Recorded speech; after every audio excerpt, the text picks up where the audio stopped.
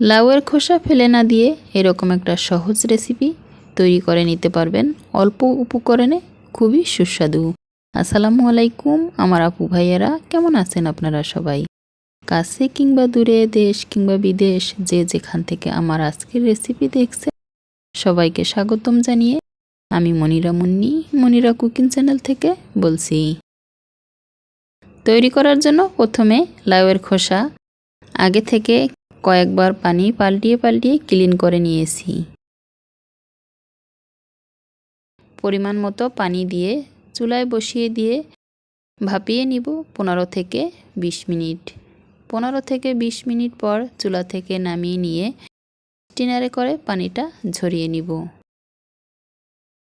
খুব সুন্দরভাবে পানিটা ঝরিয়ে নিতে হবে। এরপরে শিলপাটা এভাবে বেটে মিহি একটা পেস্ট তৈরি করে নিব। আপনারা চাইলে এই কাজটা ব্লেন্ডার জারে দিয়েও তৈরি করে নিতে পারবেন। এখানে যে খোসাটা নিয়েছি বেটে নিতে খুবই সহজ ছিল, কারণ লাউটা খুবই কচি ছিল। কচি লাউয়ের খোসা ভর্তা কিংবা ভাজি খেতে খুবই ভালো লাগে। একটা পাত্রে তুলে নিয়ে এরপরে চুলায় প্যান বসিয়ে দিয়ে পর্যাপ্ত পরিমাণ সরিষার তেল দিয়ে তেল গরম করে নিয়েছি।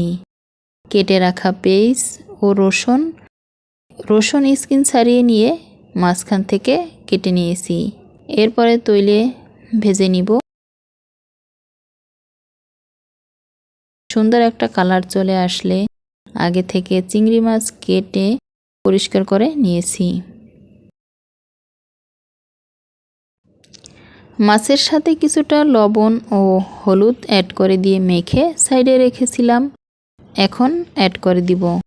এরপরে হালকা আঁচে ভেজে নিব প্রায় 3 থেকে 4 মিনিট। এতে করে খুব সুন্দর একটা কালার চলে আসবে। এই মুহূর্তে আপনার রান্নাঘর থেকে সুন্দর একটা ফ্লেভার ছড়িয়ে আসবে।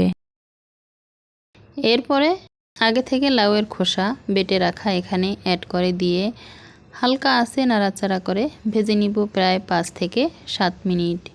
যে যেখান থেকে আমার আজকের রেসিপি দেখছেন, আপনি যদি আমার চ্যানেলে আজকে নতুন হয়ে থাকেন তবে চ্যানেলটা সাবস্ক্রাইব করে বেল আইকন অন করে রাখতে পারেন, যাতে আমার নিত্য নতুন ভিডিও সবার আগে আপনার কাছে পৌঁছে যায়।